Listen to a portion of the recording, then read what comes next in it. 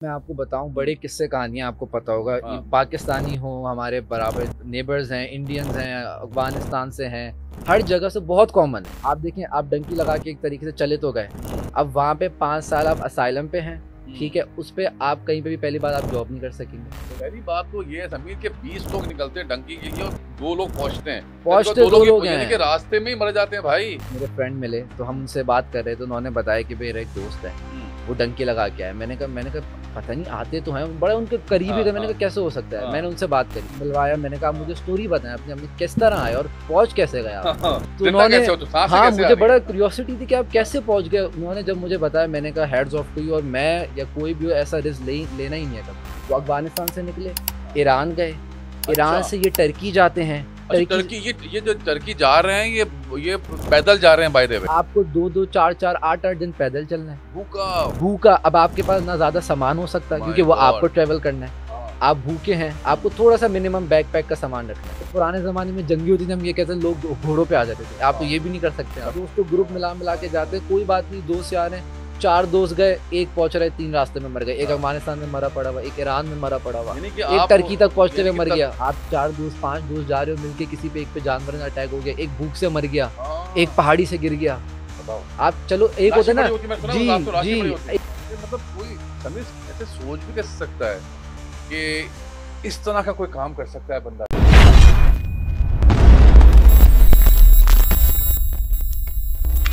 अस्सलाम वालेकुम जी, मेरा नाम एहसन खान है और आप देख रहे हैं मेरा शो। और आज मेरे साथ बहुत ही special wonders boy I would say मेरे साथ मौजूद है। और इनके जो फादर हैं वो हमारे फैमिली फ्रेंड हैं और बड़ी बड़ी अरसे बाद समीर से मुलाकात हुई थी, समीर फैसल से। तो मैंने इनसे रिक्वेस्ट की थी क्योंकि यूके में रहते हैं, तो मैंने इनसे बोला था कि आप मेरी पॉडकास्ट में आइएगा और हम कुछ इंटरेस्टिंग वेरी इंफॉर्मेटिव बातें करेंगे। आज की जो टॉपिक है वो बड़ा ख़ास इस वजह से है क्योंकि कुछ हम इम्पोर्टेंट बातें करेंगे कि डंकी क्या चीज़ होती है। वैसे हम सबको पता है डंकी क्या होती है, लेकिन उसके साइड इफ़ेक्ट्स नहीं पता, उसके कितने बैड इम्पैक्ट आता है लाइफ टाइम, जो आपकी ज़िंदगी में इम्पैक्ट हो जाता है, पूरी पर्सनालिटी आपकी ट्रबल हो जाती है, आपकी फैमिली सफ़र करती है, उसके बारे में बात करेंगे। यूके में स्टूडेंट लाइफ के हवाले से बात करेंगे कि क्या बेनिफिट्स हैं स्टूडेंट लाइफ के, क्या फ्यूचर है स्टूडेंट लाइफ का यूके में।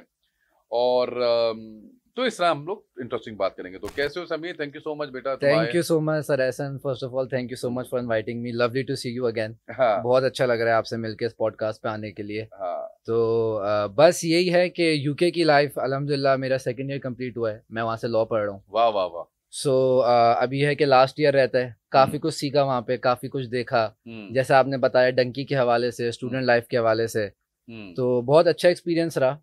असल में अभी मेरी समीर से बात हो रही थी 1-2 दिन पहले, तो हमने इस टॉपिक पे बात की, तो मैंने बोला यार समीर, इसका तो ये जो पॉडकास्ट का टॉपिक है ये तो हम लोग इतना एंजॉय कर रहे थे बात करते हुए। फिर मैंने कहा यार इट्स वेरी इंफॉर्मेशन टॉपिक। और मैं आपको पता है कि मेरी अब जो तवज्जो ये होती है कि वो बनाऊं टॉपिक जिसमें लोगों को सीखने को मिल सके। एंटरटेनमेंट क्या मैं नहीं बनाता ज़्यादा पॉडकास्ट, आप मेरी कोशिश होती है कि इन्फॉर्मेटिव बनाऊं। तो या ये डंकी के हवाले से समीर, तुमने जो बता रहे थे, तुम मुझे बता रहे थे कि क्या हुआ था और ये कैसे लोग डंकी लगाते हैं और उसका कितना मतलब अपनी जानों से खेलते हैं, यानी कि उनको पता ही नहीं होता। और उनके साथ जो ये जो गलत तरीके से लोग एजेंट होते हैं वो गाइड करते हैं उनको, यानी कि अननेसेसरी उनके साथ तरह पैसा भी लूट लेते हैं, उनको मारते भी हैं, उनके साथ बहुत सारी मसले मसाइल होते हैं और लोग फिर भी लोगों को समझ नहीं आता, अभी भी लोग डंकियां लगा रहे होते हैं। बिल्कुल। तो तुमने कभी सुना इस तरह की कुछ सर? बिल्कुल, मैं आपको बताऊं, बड़े किस्से कहानियां आपको पता होगा। पाकिस्तानी हो, हमारे बराबर नेबर्स हैं, इंडियंस हैं, अफगानिस्तान से हैं, हर जगह से बहुत कॉमन है जो डंकी की चीज़ है। लोग डंकी मार मार के जा रहे हैं। और मैंने वहाँ पे, अगर आप मुझसे पूछे मेरे एक्सपीरियंस में, मैंने जो वहाँ पे एक चीज़ सीखी ना, whether it be UK, US, कोई भी कंट्रीज हो, ये उन लोगों के लिए फायदेमंद है लॉन्ग टर्म में जो लीगल रूट से जा रहे हैं। इलीगल आपकी कभी भी, अगर आप समझते हैं कि आप इलीगल हो, कि हम 5 साल 10 साल बाद जाके, आपको कभी भी आपके साथ एक वो रहेगा कि आप असाइलम पे आए थे, उनके रिकॉर्ड्स में रहेगा। और जो लोग समझते हैं, इवन मैं कहता हूँ आप लीगल वे से जाएं, अगर आपको 5 साल या 10 साल में मुश्किल फेस करके, लेकिन आप सक्सेसफुल हो जाएंगे।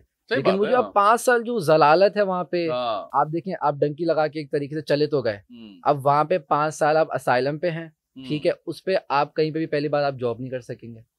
आपके पास काफी साल तक, जब तक आपको वहाँ पे राइट्स नहीं देते, आपका केस चलता रहेगा, आपके पास ना बैंक अकाउंट होगा। पहली बात तो ये है समीर के 20 लोग निकलते हैं डंकी के लिए और 2 लोग पहुंचते हैं, दो लोग यानी कि रास्ते में ही मर जाते हैं भाई। सर रास्ते की मैं आपको बताऊं सर, है तुम बता रहे थे मुझे कौन सा रास्ता था? जी मैं आपको बताऊं, एक मुझे वहाँ पे मेरे फ्रेंड मिले तो हम उनसे बात कर रहे थे, उन्होंने बताया कि मेरा एक दोस्त है वो डंकी लगा के आया। मैंने कहा पता नहीं, आते तो हैं, बड़े उनके करीबी थे। मैंने कहा कैसे हो सकता है? मैंने उनसे बात करी, उन्होंने मुझे बताया प्रॉपर, उनसे जब मिलवाया मैंने कहा मुझे स्टोरी बताएं अपने, हमने किस तरह आए और पहुंच कैसे गया। तो उन्होंने हाँ मुझे बड़ा क्यूरियोसिटी थी कि आप कैसे पहुंच गए। उन्होंने जब मुझे बताया मैंने कहा हेड्स ऑफ टू यू, और मैं या कोई भी हो ऐसा रिस्क लेना ही नहीं है कभी।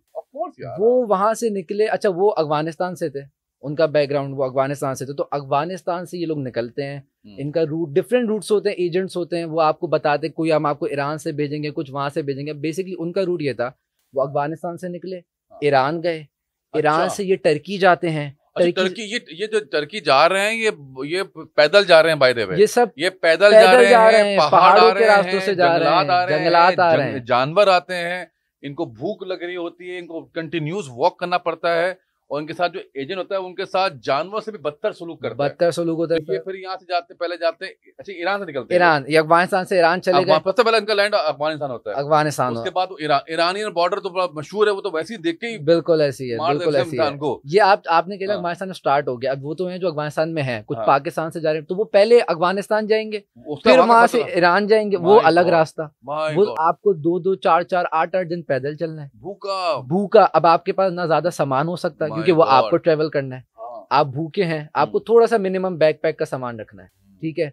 अब आप एक और चीज, अब वैसे अगर आप कहीं जंगल में जा रहे हो, आप प्रॉपर उसमें हो, तो ये होता है कि आप यार लाइट्स हैं, आप अपनी नेसेसरी चीजें रख लो, मेडिकल रख लो, आप वो नहीं रख सकते। आपको ट्रेवल करना है अंधेरे में, आप कहीं पकड़े ना जाओ, आप जहाँ पकड़े गए कहीं किसी ने देख लिया, इलीगल हो, आपको छुप छुप के अपने आप को करना, मतलब बहुत जरा। अब आप ईरान अफगानिस्तान पहुंच गए मुश्किलों से, वहां से आप चलो, आप पैदल चलते चलते चलते सफरों कई, अब ना कोई ट्रांसपोर्ट, ना कोई कुछ भी यूज नहीं कर सकते। चलो आप ये कह लो, पुराने जमाने में जंगी होती थी, हम ये कहते लोग घोड़ों पे आ जाते थे, आप तो ये भी नहीं कर सकते। वहां पर तो मैंने पहाड़ चढ़ने, जानवर तक उनको खा जाते हैं, और जो गिर गया आगे बढ़ जाओ आप, मतलब ये पूछना नहीं है, ये पूछना कि आपको देखना नहीं, जो गिर गया मर गया, कुछ को तो खुद ही मार देते हैं। सर ऐसा आपका बिल्कुल करीबी दोस्त भी जा रहा हो ना, आप दोनों बल्कि ये डिसाइड करके जाएंगे कि देखो मैं मर गया, कोई बात नहीं, पीछे मत मुड़ के देखना, तुम अपना पहुंच जाना। इस तरीके से लोग दोस्तों ग्रुप मिला के जाते हैं, कोई बात नहीं, दोस्त यार हैं, 4 दोस्त गए, एक पहुंच रहे, 3 रास्ते में मर गए, एक अफगानिस्तान में मरा पड़ा हुआ, एक ईरान में मरा पड़ा हुआ, एक टर्की तक पहुंचते हुए मर गया, तदफीन तक नहीं मिल पाती उनको, दफन तक नहीं कर पाते भाई, ऐसी मौत मिलती है। और रास्तों की जो चीजें, रास्तों में जानवर, अब आप देखें गन भी, ये सब चीजें आप कैरी भी तो नहीं कर सकते, आपको ही क्योंकि उसका बर्डन फेस करना है ना। अब गन या लकड़ियां भी चलो आप कह लो, आप अपने आप की प्रोटेक्शन की कोई चीज नहीं है, मेडिकल की आप कोई चीज नहीं, क्योंकि आपको जितना मिनिमम, आपको पहाड़ियों ऊपर चढ़नी है, आप कैसे इतना एक बैकपैक के अलावा वेट कैरी करोगे। इंटरव्यू मैंने ये भी देखा था, सुना था बल्कि मैंने, कि बकायदा ये करते हैं जब आप पहुंचते हो ना, जैसे ये जब आप जा रहे होते हो ये अफगानिस्तान से, और फिर वहां कहाँ जाते हैं ये लोग, ईरान जाते हैं, फिर टर्की। इस वक्त जब आप ये पहुंच रहे होते हैं, ये दिनों के सफर हैं, दिनों के महीनों के सफर है। उसके बाद जो आपके पास पैसा होता है ना, जो आप लेके जा रहे होते हो, पता है एक और सीन भी होता है जी, जब आप इनके एजेंट भी बदलते रहते हैं, यानी कि हर कंट्री का अलग अलग वो लोग बदलते रहते हैं, और जो नया बंदा होता है वो नए तरीके से ट्रीट करता है, वो फिर इनको बकायदा किडनैप कर लेता है जी, ये भी होता है, और आप बाउंड हो क्योंकि आपको उन्हीं के इशारे पे चलना है, आपको किडनैप कर लेता है, और आपके जो घर वाले होते हैं उनसे जो बोलता है कि मुझे पैसे और दिलाओ, मतलब उनके जो पैसे होते हैं वो भी लूट लिए जाते हैं, जो पैसे इनके पास होते हैं, रही सही जो भी छुपा के आ रहे होते हैं, और जिनके पास नहीं होते उनको मारा जाता है, बोला जाता है अगर तुम्हें जान से मार देंगे अगर तुम अपने घर वालों को फोन नहीं करते, अगर नहीं करोगे और उनको बताओगे नहीं कि भाई कि हमें इतने पैसे लाके दो, और जो नहीं करते उनको मार भी देते हैं, मार देते हैं सर, मार देते हैं।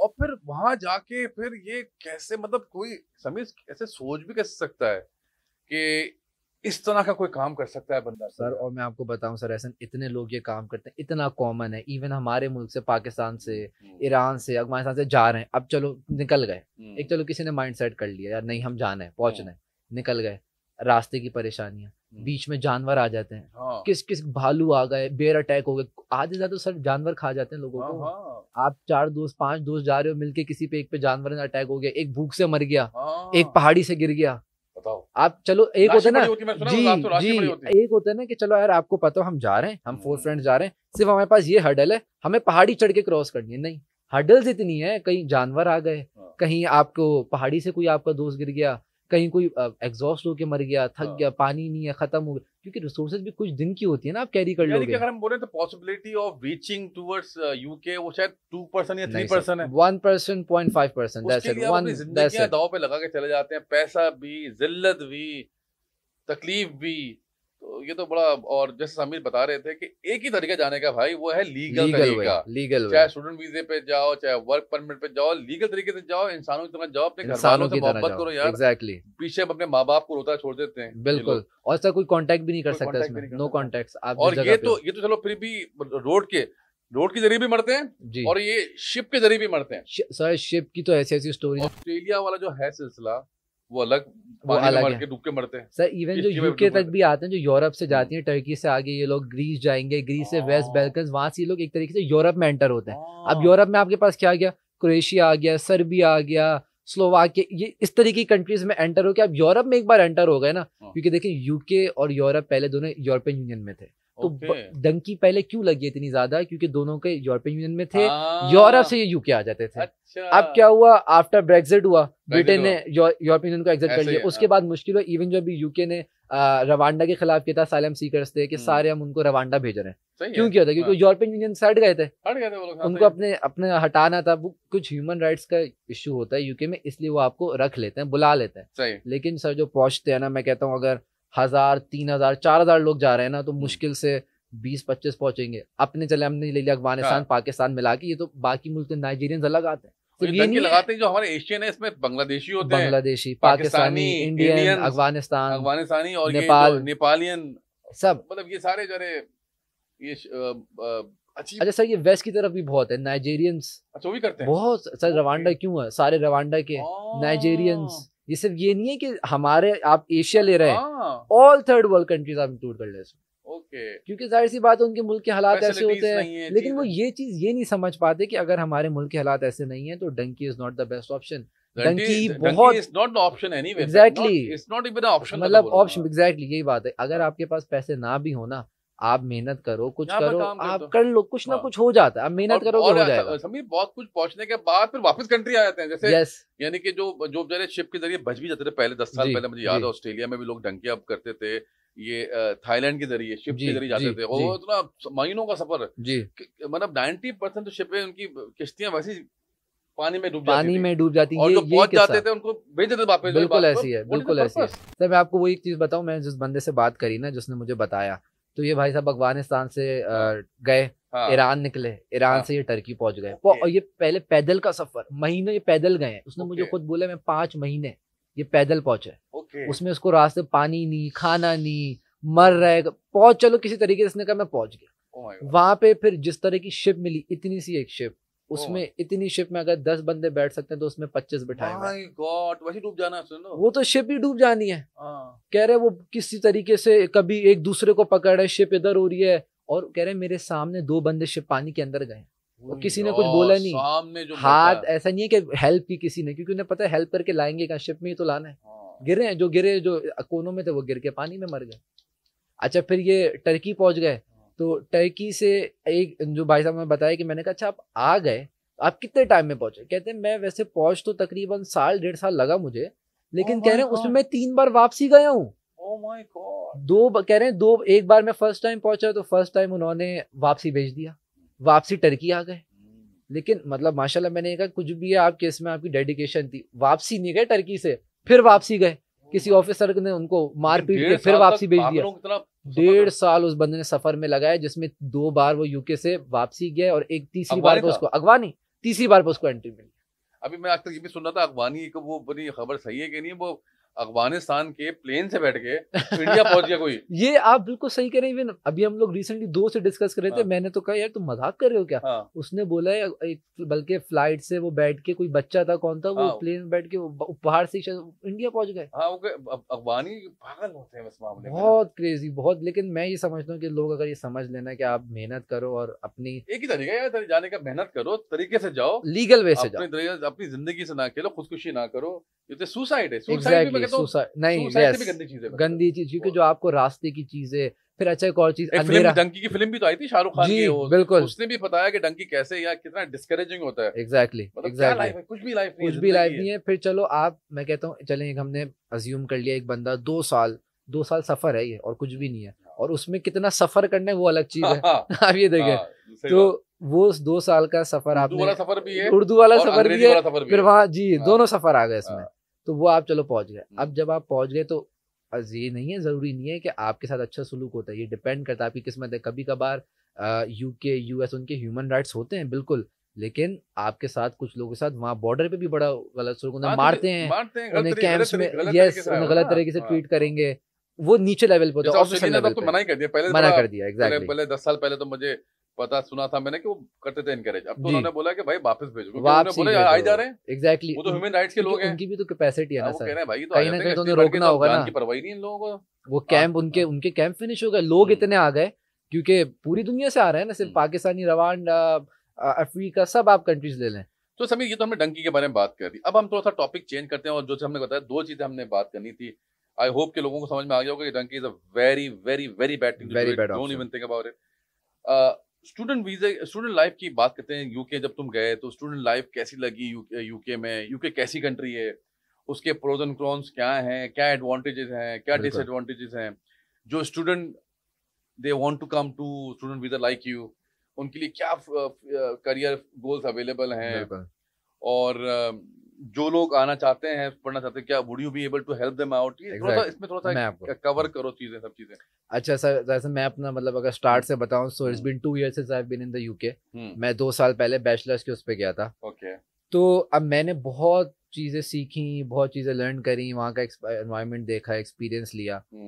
तो अब इसमें ये है कि देखें, आप यहाँ से आप स्टडी वीजा लगवाएं, जो मैं यही कहता हूँ बेस्ट ऑप्शन है। ऑब्वियसली इन्वेस्टमेंट लगती है, लेकिन जो बिजनेस पे नहीं जा पा रहे वो स्टडी वीजा पे जाएं, जो स्टडी वीजा पे नहीं जा पा रहे वो बहुत अच्छे अच्छे प्रोग्राम्स हैं, वो उस पे जाएं, वर्क परमिट्स होते हैं उस पे जाएं। तो ऑप्शन लीगल हमेशा खुला हुआ होता है, ये आपके ऊपर चॉइस होती है आप किस तरीके से जाएं। तो मैं जब यूके गया, देखें ऐसा नहीं है, ऑब्वियसली नई कंट्री होती है, नया मुल्क होता है, आपको प्रॉब्लम्स फेस होती ही हैं। और ये बात भी सच है कि काफी लोग हमारे पाकिस्तान से भी, इंडिया से भी, अगर समझें 100 लोग जा रहे हैं तो 20-25 वापसी आ जाते हैं। क्यों?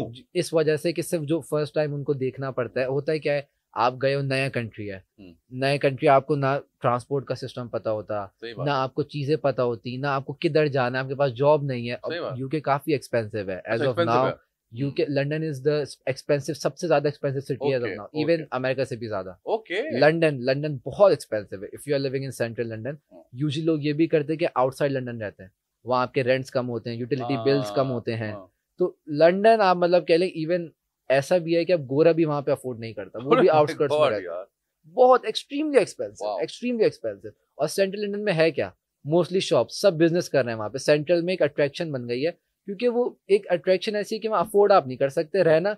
सारे बिजनेसेस हैं, सारे बड़े बड़े शॉप्स, फिश एंड चिप्स और खाने पीने की चीजें। तो इस तरीके से सेंट्रल लंदन है। अब जब मैं भी यूके गया तो ऑब्वियसली मैंने भी स्टार्ट में ऐसी मुझे बहुत प्रॉब्लम फेस हुई। यहाँ पे हाउसिंग का बड़ा इशू दिल में आया कि यार मैंने क्या कर दिया है यूके आके, कभी ऐसा? देखिए ये चीजें होती हर किसी को, क्योंकि ऑब्वियसली जब आप अपने घर से आते हो, यही मैं चीज कह रहा हूँ, जो लोग वापसी जाते हैं ना, आपको थोड़ा सब्र करना होता है। आपको होता है नहीं यार, मैंने इतनी इन्वेस्टमेंट की है, मैं ऐसे कैसे वापस? बाबा ने तुम्हें हेल्प की बिकॉज़ वो कभी ऐसा पॉइंट आया था कि तुम्हें लगा कि your father ji did he talk to you कि नहीं you have to be strong? और बिल्कुल, मैं ये कहता हूं family support is the most important. अगर आपके फैमिली सपोर्ट होनी चाहिए, एंड देन आपके खुद भी पेशेंस होने चाहिए, क्योंकि लोग यही करते हैं। मेरे भी, इवन मैं आपको खुद बताऊं, मेरे पर्सनली दोस्त गए हैं जो हमारी यूनिवर्सिटी में दोस्त थे। मेरे 2 दोस्त आए, वापसी गए, नहीं हो पाया ना, नहीं हो पाया। वो मेन रीजन, एक आप कह लें लोनलीनेस, सेकेंडली यूके वेदर बड़ा ठंडा है, बहुत ठंडा है, लेकिन उसको यूके वेदर को डिप्रेसिंग कहते हैं। हाँ, क्यों? मेरा दोस्त भी यूके गया, कह रहा मैं बड़ा डिप्रेस हो गया। मैं आपको क्या हो गया, हंसता तुझे भेजा था, यूं हो गया कि वापस आया, क्या सीन है? एग्जैक्टली। अच्छा, उसमें सर रीजन ये है कि यूके में विंटर्स रहते हैं अराउंड 9 मंथ्स। 2 महीने 3 महीने की गर्मी पड़ती है। अब वो ये वाले हमारे पाकिस्तान या कराची वाले विंटर्स नहीं है। उनके विंटर्स कैसे हैं कि आप -2 -3 तो है, ये तो चले टेम्परेचर है, सर्दी अलग है, लेकिन और उनकी हवा उनकी हवा ऐसी होती है कि कानों में चुभती है आपकी। यूके के बड़ा मशहूर है। तुमने फील किया? जी जी, मतलब आपको ये आपके कान कवर्ड होने चाहिए, ग्लव्स होने चाहिए, वो वाली ठंड नहीं है ये यूके की। सेकेंडली ये चलो ये तो हो गई ठंड, वेदर ऐसा कोई नहीं, हमने कोप अप कर लिया, जैकेट्स पहन ली। डिप्रेसिंग इसलिए कहते हैं क्योंकि वहां पे आप, इवन ऐसा मेरे साथ हो, मैं क्लास में गया, मेरी क्लास है 1 o'clock पे, आप कह लें। अब मैं क्लास 2 घंटे की क्लास है, 3 बजे मैं बाहर आया तो 3 साढ़े 3 बजे मगरिब वाला मॉल हो रहा होता है, 4 बजे अंधेरा। ये बिल्कुल सही कह रहे हो तुम कि 4-5 बजे लगता है कि रात के 5 भी नहीं, 3:30 4 बजे। सीन क्या है ये यूके का वेदर ऐसी है, जितना भी मैं अक्टूबर में वापसी जाऊंगा तो बाय अक्टूबर एंड ये टाइम पीछे होता रहता है, और नवंबर से लेके फिर आगे 4 महीने आपके समझे रात को 4 बजे अंधेरा होता है। और उस वजह से अब वो नेचुरल साइकोलॉजी होती है, शॉप्स भी जल्दी बंद होती हैं, आप रोडों पे निकलेंगे लोग भी नहीं देखेंगे आपको कुछ इवन करने का दिल नहीं चाहेगा, बाहर इतनी सर्दी, ठीक है, और 4 बजे अंधेरा हुआ। एक्टिविटीज भी यूजुअली जैसे क्रिकेट होती है, अच्छा क्रिकेट अब वो बंद हो जाएगी। क्रिकेट तो बड़ा शौक है, हम लोग खेलते हैं लीग समर में। अब विंटर में खेल नहीं सकते। भाई Sameer is a very sporty person, और बड़ा जबरदस्त यही हम मिस करते हैं ना वहाँ पे, क्योंकि अब इतना अंधेरा। स्विमिंग भी अच्छी करता है, क्रिकेट भी अच्छी खेलता है, जीनियस बच्चा है, वेरी जीनियस एंड बड़ी। तो ये बड़ा एक बहुत इश्यू है कि अब स्पोर्ट्स आपका बंद हो गया सारा। अब अच्छा वहाँ पे ये ट्रेंड है जिम वाला, तो लोग यही करते हैं कि बस घर से जिम करना बहुत लाजमी है, to refrain yourself from depression. तो वो एग्जैक्टली, तो वो ये होता है कि चलो जिम एक अंदर वाली एक इंडोर एक्टिविटी हो जाती है, तो लोग चलो रात में। लेकिन मुझे ये चीज़ है ना वाकई बड़ा अफेक्ट करती है कि 4 बजे अंधेरा, बाहर इतनी सर्दी, आप कुछ कर नहीं सकते, 5 बजे पूरा mall shops everything is closed. $1 question is के लोग स्टूडेंट अब जो आपसे पूछे जो इसकी वजह से, and that would be the last question, कि भाई कोई क्यों यूके आया पढ़ने के लिए?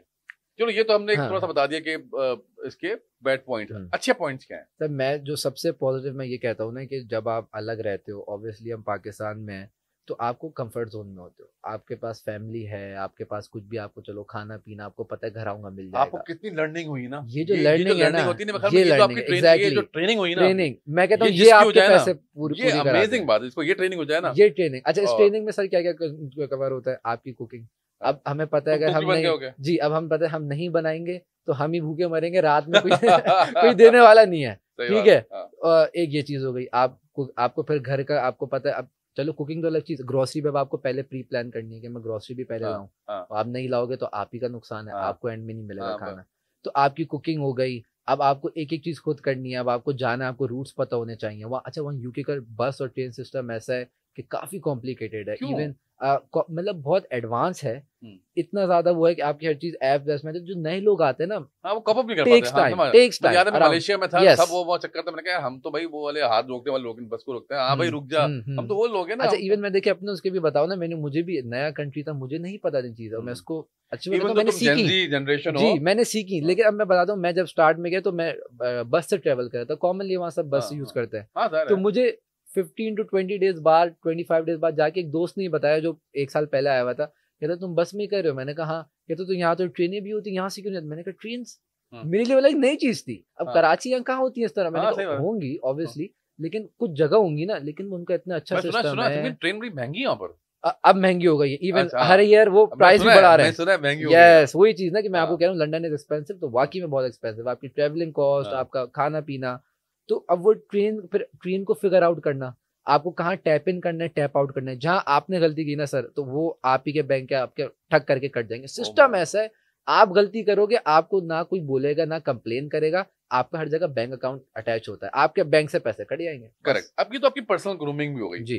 करियर ग्रूमिंग के बारे में क्या कहोगे? जैसे अब लोग बोले ठीक है भाई हम तो आर्मी ट्रेनिंग करवा दी, हमने खाना बनाना भी सीख लिया, हमने जिंदगी की हकीकत भी सीख ली, हमने टेक्नोलॉजी भी सीख ली, लेकिन असल मकसद तो उनका ये होता है ना कि भाई हम पैसा ज्यादा कमाएं यूके में आके, हम अच्छे मतलब तरक्की पाए, अच्छी नौकरी मिले, कल को अच्छे हालात हो, हमारे घर वालों के अच्छे हालात हो, मतलब जैसे आम वो क्या तुम बोलोगे? वो क्यों उस पे मैं सर ऐसे ना यही बोलूंगा कि अच्छा इसमें भी ये चीज होती है कि कुछ वहाँ पे मैंने और भी स्टूडेंट्स देखे हैं, कुछ इंडियन स्टूडेंट्स भी है, लोग ये भी करते हैं सिर्फ यूके में आएंगे, वही जो रूटीन पाकिस्तान में है ना, सेम यूनी गए आए और आके वो हो गए, कोई काम कोई लर्निंग नहीं हो रही। अच्छा ये भी कर रहे हैं कि सिर्फ उनका ये है कि बस पढ़ाई की, और तो उनको ना वो लर्निंग नहीं होती। वहाँ पे बहुत इंपॉर्टेंट है, आप जब एज अ स्टूडेंट जाते हो पार्ट टाइम जॉब्स करते हो, आप वहाँ पे इंटर्नशिप्स करते हो, मैं भी जैसे वहाँ पे इंटर्नशिप कर रहा हूँ एक लॉ फर्म में, मेरी फील्ड के रिलेटेड। पोस्ट डिग्री आपको अपॉर्चुनिटीज हैं? अपॉर्चुनिटीज हैं, बिल्कुल बिल्कुल एग्जैक्टली। जो आप डिग्री आपकी हो जाएगी तो उसके बाद वो आपको 2 years आफ्टर आपकी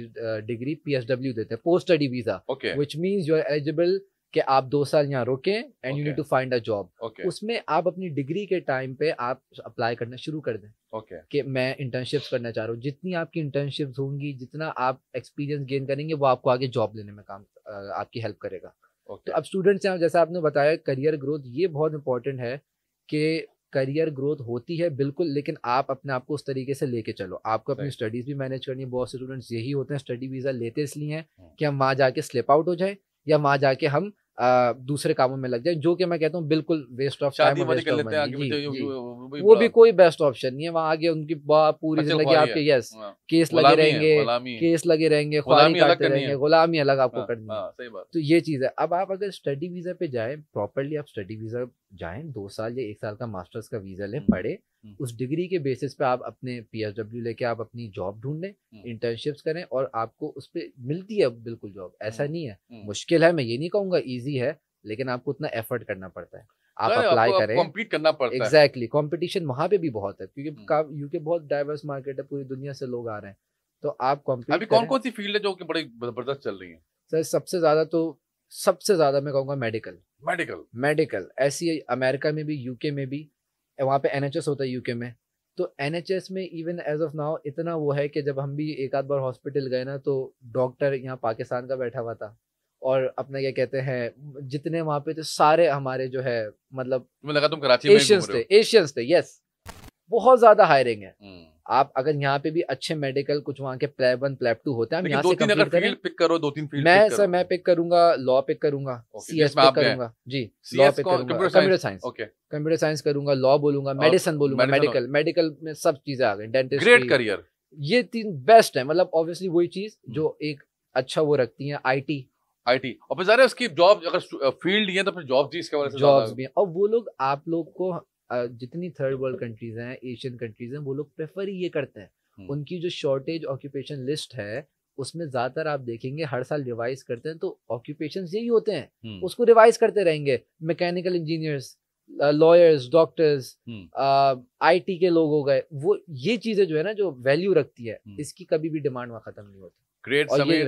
Thank you so much, buddy, for coming, and wonderful talking to you as always. I enjoy talking to you so much. Same here, likewise. और बाकी ये कि जो भी आप स्टूडेंट वीजे के हवाले से इनसे मशवरे लेना चाहते हैं, तो आप अपना मोबाइल नंबर हमें ड्रॉप कर सकते हैं, then we can connect you। अगर समीर को बेहतर लगा तो या ईमेल अपना शेयर करते, तो he will help you out कि आगे प्रोसेस में क्या करना है, क्या जिंदगी में आगे वहाँ पर रहना कैसे, जो भी इंटरेस्टेड है।